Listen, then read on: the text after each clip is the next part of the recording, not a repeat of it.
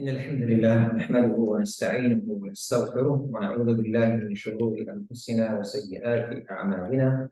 من يهده الله فلا مضل له ومن يضلل فلا هادي له، وأشهد أن لا إله إلا الله وحده لا شريك له، أشهد أن محمدا عبده ورسوله. اللهم صل وسلم وبارك على نبينا محمد وعلى آله وصحبه وسلم تسليما كثيرا يا رب العالمين. Thank Allah subhanahu wa ta'ala and praise Him Azza wa Jal for His blessing. Ask Allah Azza wa Jal to grant us His pleasure in this worthy life and hereafter. Allahumma ameen ya Rabbal Alameen. We continue with the hadith of Abdullah ibn Zubayr radiallahu ta'ala anhuma, that he tells us a story of his father when he passed away in the battle of Commandment. And we actually talked about that 2 or 3 lectures regarding that. And tonight, inshallah, we finish the hadith. And the topic of that was that Abdullah bin Zubayr was given the advice or the amr that was from his father Zubayr to distribute the wealth of Abdullah bin Zubayr after paying his debts. And we stopped when he paid some of his debts. Remember that he gave to Abdullah bin Ja'far. I remember the story. He gave one of the shares, and that was worth 400,000 dinars, golden dinars.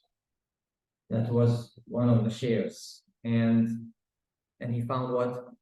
It dug, and Allah Azza wa Jalla made blessed, and the water gushed forth. So, and we stopped there, and he gave that piece of the land, and now it is left some other plots from that land. He had other wealth too, and he sold some of that. So from all of the plots, it was left, after he sold and he gave to the people, it was left 4 plots and a half. And each plot or each share was worth 100,000. Who can tell me why it's worth 100,000, if you remember? There were, how many plots were there? You forgot. Remember how much was, how much was the plot, or how much was the worth, how much he sold the whole land? Al-Ghaba. He had other money too, but how much he sold the whole thing? No, 2 million was the 2 million and 200 was the debt. 2 million and 200 was the debt. He sold only the land for 1,600,000. 1,600,000. So how many plots were there? 16 plots. So each plot or each share, 100,000. Each share, 100,000. So how many left? You have to do some math now, okay? It's good to bring back your math for the old guys. Okay, we're still young. The young. So okay. So 4.5. So now what is that 4.5? He went to Muawiyah, and he found there Muawiyah was with who? With Amr ibn Uthman ibn Affan, the son of Uthman ibn Affan, Amr. Muawiyah, Amr ibn Uthman ibn Affan. Then we have Al-Mundhir ibn Zubayr. Al-Mundhir ibn Zubayr is the brother of Abdullah ibn Zubayr, the son of Zubayr. So 3. And then Zam'a. 4 Sahabas of the Prophet. There were 4 there. So he asked to Muawiyah, asked him, كم قومت الغابة? How much you sold or it's worth, estimated that land? Said every share for 100,000. Meaning that he divided it into 16. He said, how much is left? It's left at 4.5 plots. Al-Mundhir ibn Zubayr, his brother, he said, I'm going to get one of those, 100,000. I'm going to get another one, so 200,000. Then Zum'ah, he said, I'm going to get another. So it's what? How much is left? 1.5. Muawiyah said, I'm going to get the rest. 1.5 or 100, 150,000. And then the Zubair, so Abdullah bin Zubair, so everybody got that. Now, Abdullah bin Ja'far, the one who got his plot, which is like 4 plots, like for 400,000, he sold his plot to who? To Muawiyah. For how much? 600,000. So he gained what? MashaAllah, math, good, real estate tonight. He gained 200,000. He didn't sell it to Abdullah bin Zubayr, he sold it to him. So he gave that 200,000 and he gave the debt. فلما فرغ ابن الزبير من قضاء الدين, after he finished giving he gave the debt, then the brothers of him, which is the sons of his father, because Zubair, he had how many?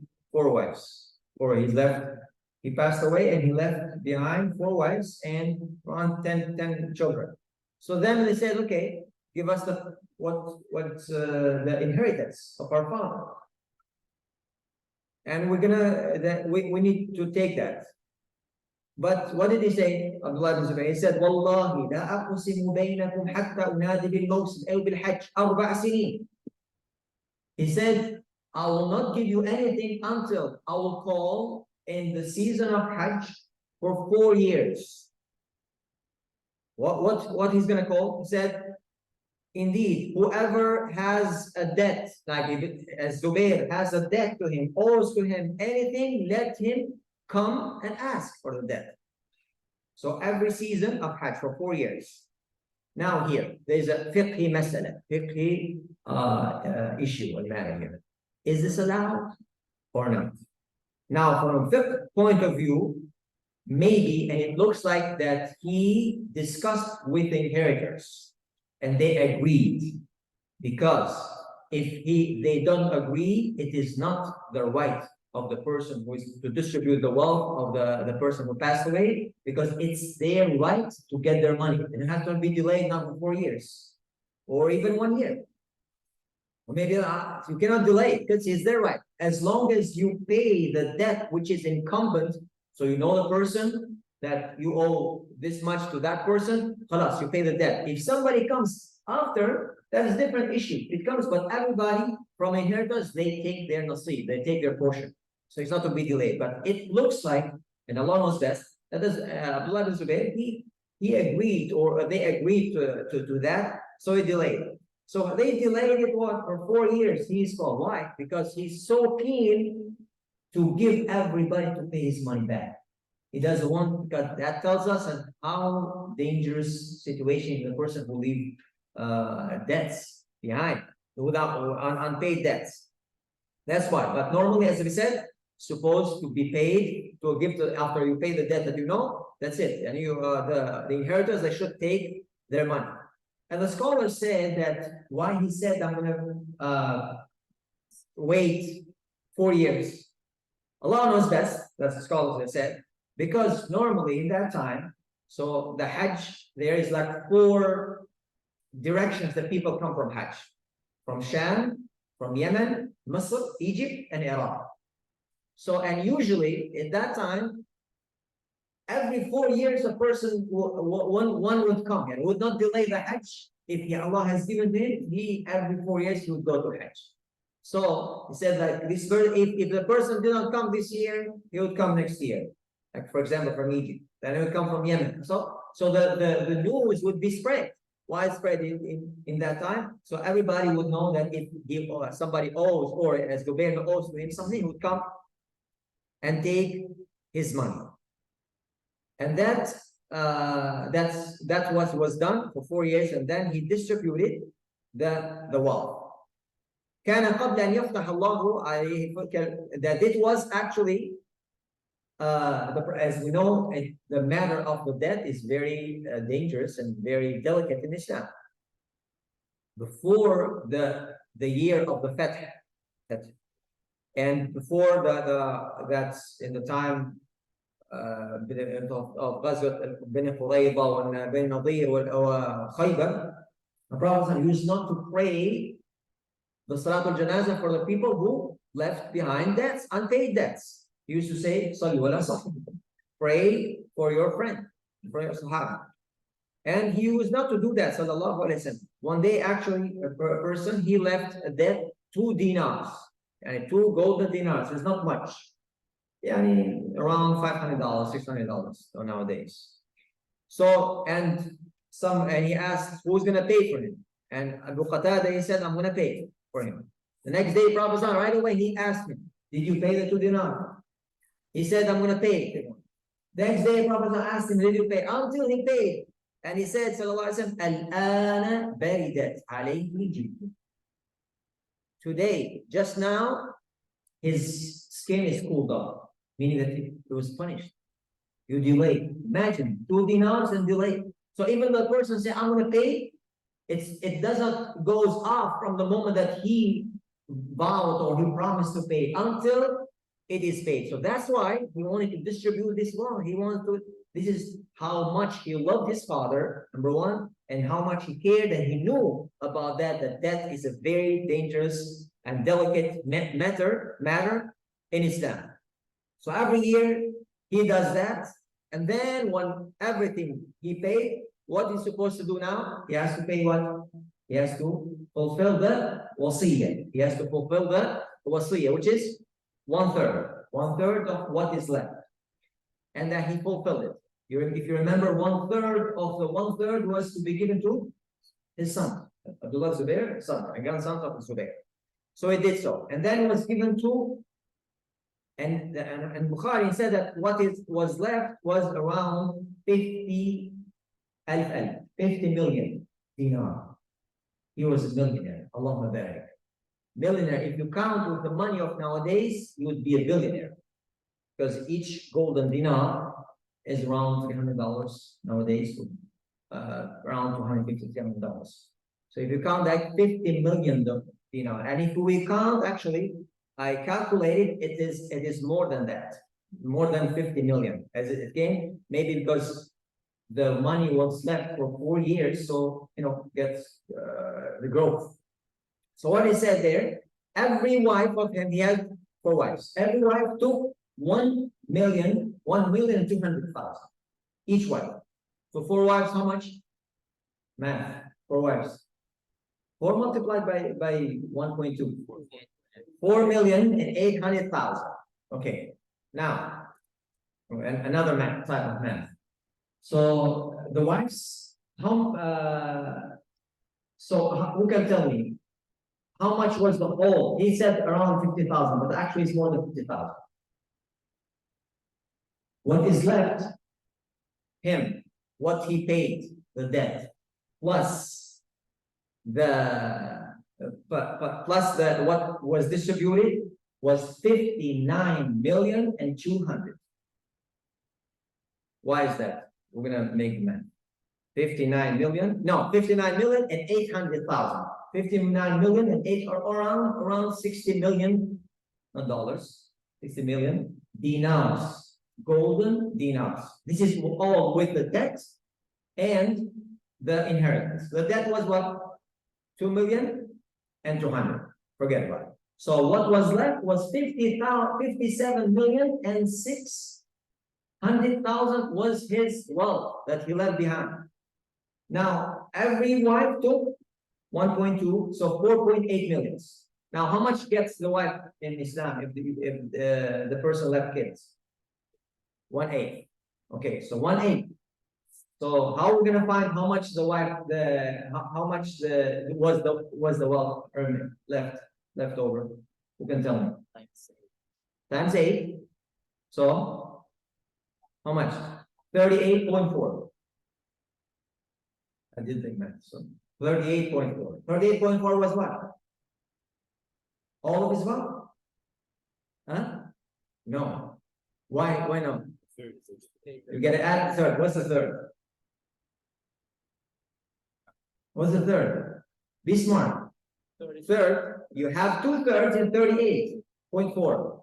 So 1/3 is 38.4. Divide to 19.2. Yes? Yes, 38.4, half of it, 19.2. Half, 19.2 was 19.2 is 1/3. So make the math. 38.4 plus 19.2 is 57.6. Okay, mashallah, math class tonight. 57.6 what? Million dinars. Million dinars. Alhamdulillah Rabbil Alameen. If we get the lesson here, we get the lesson that how, those books that are written nowadays, how to become a millionaire and the secrets of millionaires, they're good books. I really mean it. I think they're good books, not bad. But if you want to get the lesson how really to become a millionaire, that you learn, you get blessing in dunya and hereafter, get the lesson from radiallahu anhu from the Zubayr, how he became a millionaire. How he became a millionaire? One of that is that he had it from the Ghanaim. He was not the governor or anything, and he to get bribery, to be bribed or something. No, he had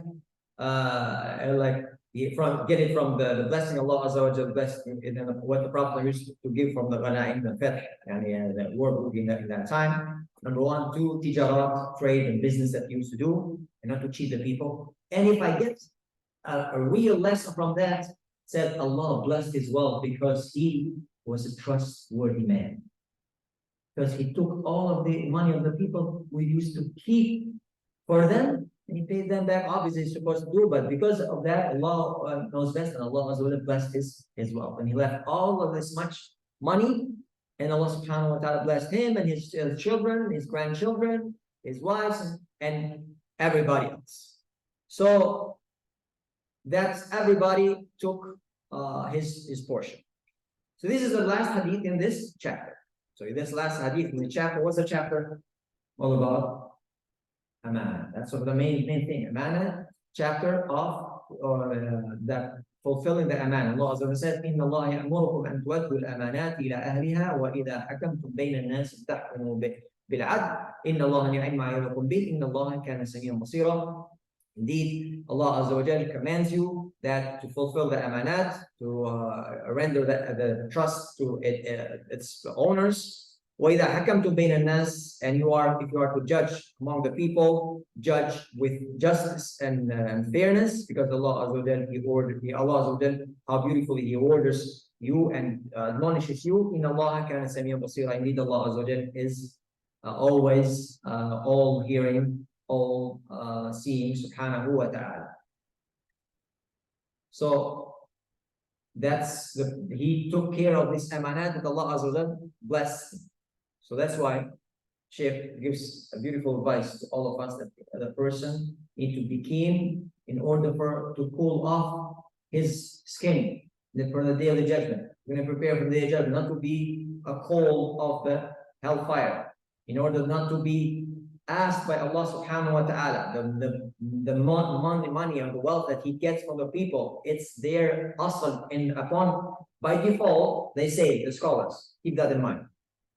حقوق الناس فيها المشاحة, meaning that by the default, the people they ask their rights. They actually get into conflict. They ask their rights. But if it's for حقوق Allah, the rights of Allah Azza wa Jalla, musamah. The rights of Allah Azza wa Jalla can forgive. Guys, but the rights of the people, Allah doesn't forgive unless the person he forgives you. Unless the person he forgives you and has his heart. That's why the shaheed, the person who is a martyr for the sake of Allah, يُغْفَرُ لَهُ كُلُّ شَيْءٍ إِلَّا الدَّيْنِ. All of his sins forgiven except that he left unpaid. That's the matter of the debt is very serious in Islam. So the hasanat doesn't make it go away, any debt. Even if you are the best person, praying during the night and fasting during the day, you have to give the right of the people back. Unless the person he forgave in this dunya, or if not, then the day of the judgment, he's going to take from your hasanat. And if you have no more hasanat, then his sayyat and bad deeds going to be put on the person, and he's going to be, if there is no more, he's going to be thrown in hellfire. May Allah forgive us and that, and not make us from those who are going to be thrown in hellfire because of that, taking the from the people. Allah Azza wa Jalla says, SubhanAllah, Allah has made it is the natural Allah has put in our hearts. We have to fight that inclination that we have in our hearts. Allah says, it's like from a human nature, the inclination towards greediness, towards selfishness. So being selfish and not to give the rights to the people. You have to fight back against this in ourselves to purify our soul. So that's why, subhanAllah, they say the worst for one of the most difficult things for the person is to give the money. To take it is easy, sweet. To give the money, it's hard. And that's why some smart people, smart to take our money, they have invented what? Debit cards and credit cards. Because if you were to be in the coins, golden coins and the silver coins that it was before, it is hard to bring from the house and here as I used to. And it is hard. Then, or nowadays, the paper money, even that, okay, but still it is cash. It is hard. But debit cards and credit cards is easy. Just put it in there, and that's it. It's done. Even you don't see the money. You don't feel it. You don't touch it. You just check the numbers. It was like this. It became like this. That's it. You don't feel it. And now they're trying to digitalize it completely. There is no cashless, completely. So you don't feel it. It's nothing. So they have made easy for that. They have made easy for that. Especially if it's the debt with riba. If the debt is with interest, they call it interest. That's hard actually. So that is made easy for them. Just keep taking. Especially if the person takes the money of the people. And it said that it's nonsense taking the money of the people to be a businessman. Okay, and he does business with the money of the people. That is worse. That's Allah afiyah. Why? The Sheikh says, subhanAllah, because when you have the money of the people, you're careless. Because you didn't work hard for this money. The other brother, he worked. He just got the money and said, you don't appreciate it like the other one worked hard. That's the hardest thing is to give the money.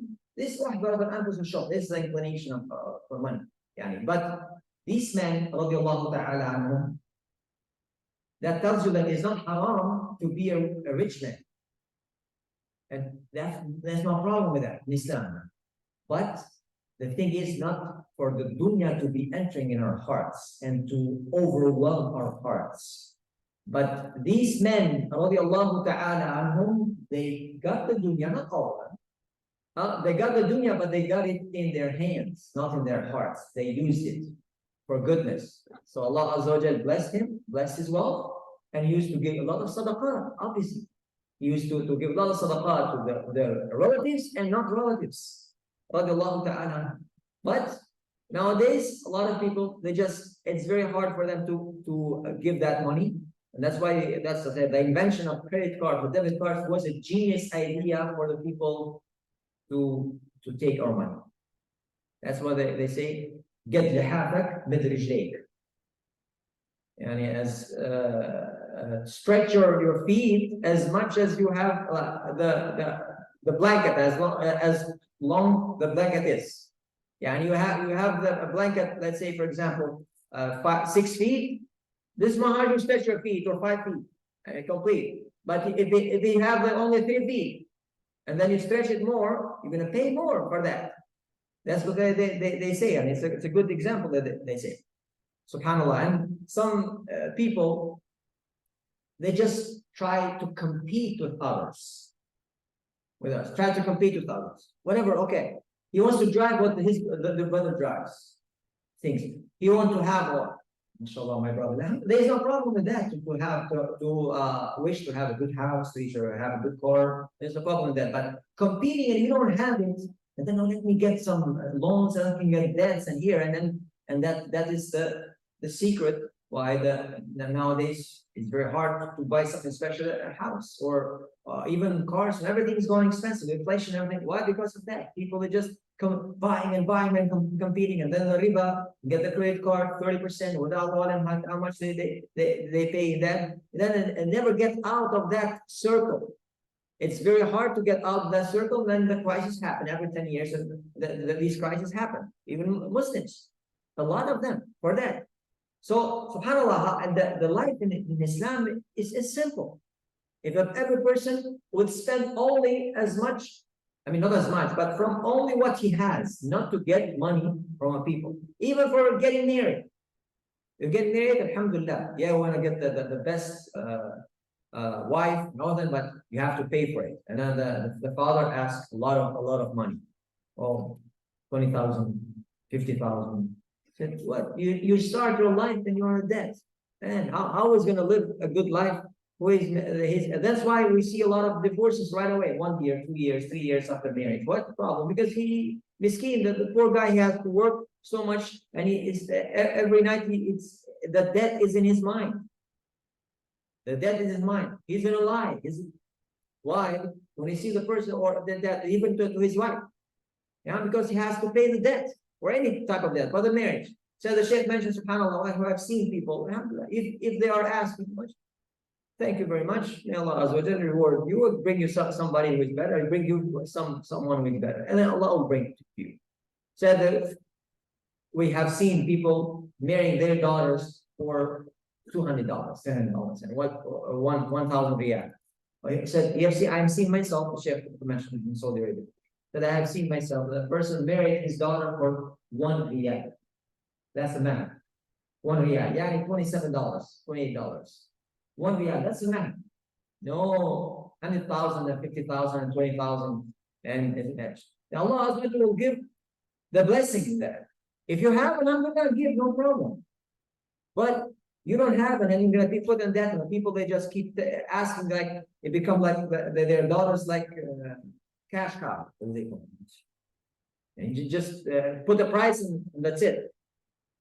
Please give me a discount. Like, give me a discount. Put them in a discount. This is how it becomes. Subhanallah. And especially in, I don't know about Pakistan, but especially in the Arab countries, it is how it is done. You just put the price.